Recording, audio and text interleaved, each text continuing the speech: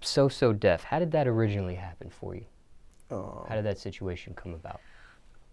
Just rapping, man. Like I said, I was 17 when that happened, so I was moving around in the street. I was moving around. I had all my people with me, and we making noise. You know what I'm saying? Like growing up where I come from, everybody know everybody. You know what I'm saying? If you cool, you cool. You know what I'm saying? Well, no matter what school you went to. So from my school to the other schools, we all was together. If we were the cool, you know what I'm saying? And once they got behind that shit, it was a wrap. Everybody was with me. And, you know, that led to doing a talent show and winning that. And then that led to actually a girl from the hood called me and say, you know, dude named Nitty want to hook up with me, which is Nitty Beats. And I hooked up with him, and then he took me to Jermaine. And also Greg Street, too. You know what I'm saying? I always have, you know, OGs in the game who always gravitate to me, you know what I'm saying? Same as in the hood, all the older OGs always rock with me, you know what I'm saying? Why do you think that is? Because I'm myself, you know what I'm saying? I don't try to be nothing else, you know? People like that. I ain't never tried to be something I wasn't, you know what I'm saying? And I always took the lead, you know what I'm saying? And I always probably, you know, all of my first cousins and shit in my family are older than me. I'm like the baby. Everybody else is like 12, 13 years older than me. So I grew up already around older people. Everything that I do was, boy, you better get your shit together. Like, you know what I'm saying? I'm goddamn 10 years old and, you know, they 23. You know, how you think they gonna treat me? These my first cousins, not my, you know, second cousins. So this is who I grew up with. So of course, I'm going to adapt early. And then, like I said, I grew up in a house with my grandma and a whole bunch of other kids, so I had to grow up early, you know what I'm saying? I made a lot of choices early of shit that I just wasn't going to go through at the house, so that ended up getting me kicked out the house, and I just ended up moving from house to house, from partner to partner, you know what I'm saying? And along the journey, I was forced to just grow up, you know what I'm saying? And I always knew how to handle myself and all the, you know, predicaments. I always have, you know, niggas fuck with me. I ain't never in my life on God, you know what I'm saying? And I'm humble as hell when I say this.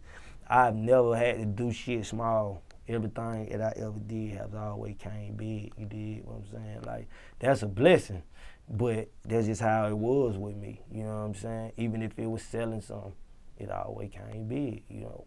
And people trusted me that much from day one to give me the big shit, you know what I'm saying? They felt like I can handle it. Or even when it comes to dealing with Tip, you know what I'm saying? He gives me opportunities because he trusts me, you know what I'm saying? So I'm always getting that. And I can't really answer that, you know what I'm saying? I don't know, but they just always been in my favor for some reason, you know what I'm saying? I keep it real, bro, you know what I'm saying? I respect, like, cause I ain't never had shit, I respect everybody who give me shit. So if a person give me something, I'm riding and dying for them, you know what I'm saying? And I'm gonna keep it 1,000 with them all the way to the end. And I guess people always see that and they know that, so it always be up straight from the front, you know what I'm saying? And I'm a nigga that gonna keep it real, like you can tell, I always tell like when a person keeping it real and they ain't, you know what I'm saying? And motherfuckers know I be keeping it real, you know what I'm saying? So it's always been, I always had the upper hand when it came to that. What happened with the Jermaine Dupri deal, the So Def deal? Nothing. Jermaine Dupri cool as a motherfucker. You know what I'm saying? It ain't fit for me, you know what I'm saying? That's just something I didn't learn, I didn't know back then, you know what I'm saying? Cause I made my own decisions. Like, and my mama wasn't in it, you know what I'm saying? I handled all that shit myself. People tried to sign me, Lil Jon, Jermaine, Grand Hustle back then, Luda. But Jermaine was the OG. That's how I fuck with the OGs, you know what I'm saying? I would've fucked with Tip back then, but Tip was just really getting shit going, you know what I'm saying? So I just wanted, you know, everything happened for a reason, you know what I'm saying? And with Jermaine, this is what people don't understand. Jermaine did do nothing wrong with my deal. I did, every time it was time for me to put out some music, it came out. I got on the radio. I wanted video out, video came out. You know what I'm saying? he switched labels, he took me with him. I got what I had got from that, and it was time for me to move forward. You know what I'm saying? And now that would make me the man who I am. Jermaine is a great, great producer. I'm a producer. I learned production from him. That wasn't about rapping, you know what I'm saying? Now it's about rapping. That's why I'm with Tip. Tip a great rapper, you know what I'm saying? So I done had the luxury of working with the great producer and a great rapper, which I'm both, you know what I'm saying? A producer and a rapper. So it's about lessons, like fucking learning, you know what I'm saying? Learning from the greats. I sit with Jermaine and watch him produce big records for Mariah Carey. I sit and watch how he did it, and I learned, you know what I'm saying? I don't really think that part of my life was about really rapping. You know what I'm saying? Looking forward, looking back on it, then coming up to now, then working with Tip and really learning how to do, move like a rapper, you know what I'm saying? And be a businessman, well, I say not a rapper, but a businessman.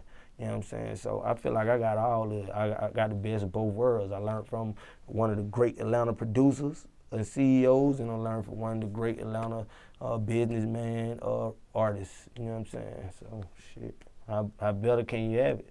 You know what I'm saying? I appreciate all my shit, cause niggas only get one chance in life. You know what I'm saying? Me, fortunately, I get all the chances. It just shit come to me. You know what I'm saying? And I fight hard for my shit too. One thing about it, I don't give up. See, most niggas in 10 years would have been let that shit go. You know what I'm saying? As soon as somebody in the hood told you couldn't make it and said it was over, you would have been around and hid and did all that shit. Every day for 10 years, I walked around still looking like it every day. You know what I'm saying? Every day. You know what I'm saying? With my head up and still did the same thing that I do now. I've been the same nigga the whole time. You know what I'm saying? And anybody you ask will tell you, oh, he thought he was the man then too. And he thought he was gonna make it then too. You know what I'm saying?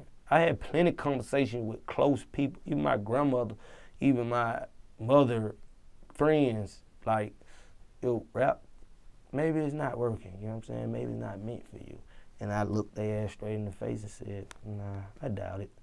It's gonna happen. You know what I'm saying? I did it every day for 10 years. And we got to this point, you know what I'm saying?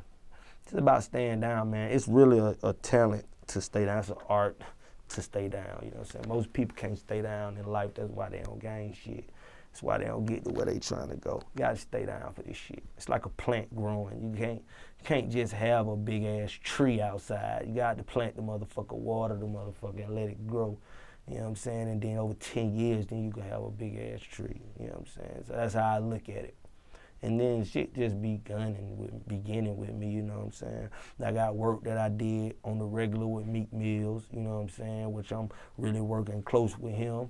And, you know, I just got in with him on DC 4.5. Me and Tip, I'm working close with him on Dime Trap, you know what I'm saying, in the Hustle Gang album. And Us or Else, you know what I'm saying, I produced Black Man, Iggy Azalea, French Montana, B.o.b, just a lot of people, you know what I'm saying? And they not looking at me as a rapper. When they let me come in, they looking at me as a producer. They letting me, you know, hear what they got, and they taking my advice on other things, and they appreciate what I bring. So I couldn't have did that without learning that from Jermaine Dupri, you know what I'm saying? And I couldn't go in the booth or do any of this shit without, you know, learning some things from Tip. So like I said, man, it's all good, you know. I take this shit day by day, you know what I'm saying? Which you should do too. What's your relationship with Jermaine Dupri nowadays? He came and listened to the project with me and Tip. He liked it. We cool. You know what I'm saying? Always kept a rapport with him, or just No, because I mean, I would go through phases, you know what I'm saying? So no, you know. But I always did my best to let the media know that I don't got no problem with him. Because niggas always trying to do sucker shit like that. You know what I'm saying? Niggas always think because a nigga don't succeed with a person that is always some bullshit. No, man, that man is okay with me. He's cool. That nigga from Atlanta. I'm from Atlanta. We straight. You feel what I'm saying? And he gave me an opportunity. People actually, until I break this new shit as Ra Ra, he is still kind of responsibility. He's kind of responsible for shit out of me being here because people still calling me Capone. And that's who I was with him. So I gotta change this shit over to Ra Ra, you know what I'm saying? I called you Capone by mistake. Yeah, I know. Everybody calling me Capone. When I put out the new CD, niggas like, nigga, Capone? Is that you? And I'm like, shit, nigga, let me tell you what's deep, right? A nigga could drop a song 3 months ago. Nobody really know this nigga. You know what I'm saying? Niggas still remember one song that I had from 10 years ago. You know what I'm saying? I got to be different from these niggas out here. You dig what I'm saying? How the fuck do you remember a nigga from 10 years ago? You know how many rappers that came and went in 10 years? You know what I'm saying? But niggas still could say, that's Young Capone. So, I don't know. This just might be meant for me. And that ain't even on no arrogant shit. That's just really real facts, you know what I'm saying? And throughout my journey, another reason why I didn't quit is because of that. Every day throughout them 10 years, a nigga walked up to me and said, Capone, I fuck with you. You know what I'm saying? Let me get a picture. You know what I'm saying? God got to find a way of doing things. Even if I did get to my lowest point, I might see a nigga in Walmart. A nigga might walk up and say, Capone, but when you dropping something? Then I might change my mind again and be like, hey, I'm going back in, you know what I'm saying? It always been things to keep me motivated throughout the way, you know what I'm saying? So. When those moments happen, did you ever feel like a has-been? Like when you're at your low point and you go to Walmart and somebody says, Capone, man, it's been a minute, or why haven't I heard? I'll always be fresh. You see what I'm saying? Fresh all the time. Okay, but the nigga be fresh, you feel me? But even on your low point, your lowest point. Really is mental. Because, you know, in person, you just would not know it's low. You know what I'm saying? You couldn't tell. I look good, man. I look motherfucking good, boy. I'm telling you, I always did. But if somebody comments, okay, and they say. They never did. They never said, man, it's been a minute since we heard from you. If they did, them suckers do that shit. You feel what I'm saying? Suckers do that shit. You feel me? Like, my own grandma would ask me, did I still rap? You know, if you want to say that, you know what I'm saying? That don't mean shit to me. But my grandma asked me, was I okay? No, she was asking for money still. Mm. Even when she said, do you still rap? Give me some money. She knew that money was there. So that's all that matters, you know what I'm saying? I ain't never felt like no has-been. Now, I might have got pissed off and just, you know, tripped out sometime because, you know, you want things to go a certain type of way. Now, you mean, look at what I got going on now, producing and rapping. I knew this shit the whole time, you know what I'm saying? But people wasn't taking that in. And so that's the frustrating part, you know what I'm saying? Because it's like, who's stopping this shit? Who's doing this to me? You know what I'm saying? Somebody's doing this shit. It would be plenty of times where I get meetings and fly out to New York and labels want to fuck with me. Then it never go through. And I'm like, who doing this shit? Who's stopping this shit? You know what I'm saying? Which is just, I feel like that was just shit to keep me motivated. I don't feel like it was actually supposed to go through. I feel like it was just God did that to say keep going. You know what I'm saying? For this point. You know what I'm saying? Because now I got a great situation. Now, how did the Tip Hustle Gang situation happen? How did that come about? Through Killer Mike, KP. A lot of people don't know KP was the first person who signed Tip. You know what I'm saying? And he was actually mentoring me and let me record. And KP, Killer Mike, and before my partner Doc, nigga I fuck with, you know what I'm saying? He had to sit down for a minute. Him and Tip real cool. Before he went to sit down for a minute, you know what I'm saying, he told Tip to hit me up, you know what I'm saying? Like the day that he was going to sit down, he told Tip, man, hit my boy up, man, he dope, you know what I'm saying? And Tip hit me that morning, and he was like, man, no Doc just went ahead and did what he had to do, but he told me to make sure I hit you. And there it was, you know what I'm saying?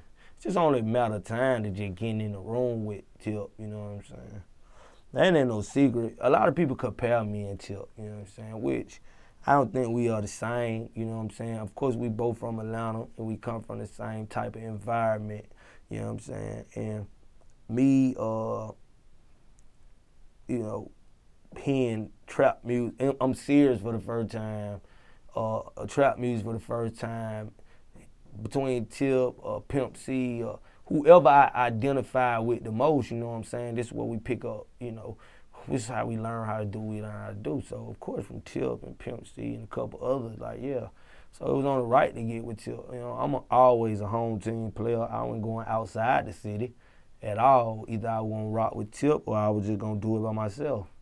You know what I'm saying? So it ended up happening like that, and it made sense. You know what I mean? It make all the sense in the world, because who else can show me how to do what I'm trying to do better than a man that done came in from the street just like me, who done turned it all the way around to doing films, to doing, you know, multiple platinum albums, to, you know, successful record label. You know what I'm saying? So it's a perfect fit for me.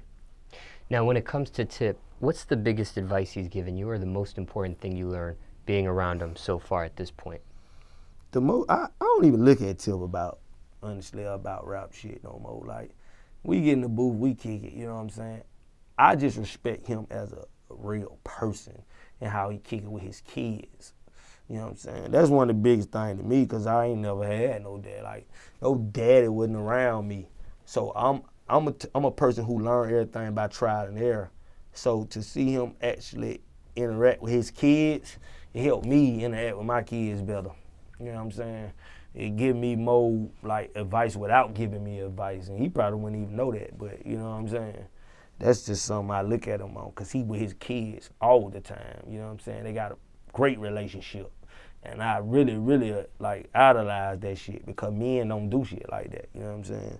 Men run off and do sucker shit, you feel me? So he, no matter how busy he is, either they gonna be where he at, you know what I'm saying? Or, you know, he checking on them, or just he rocking with his family, you know what I'm saying?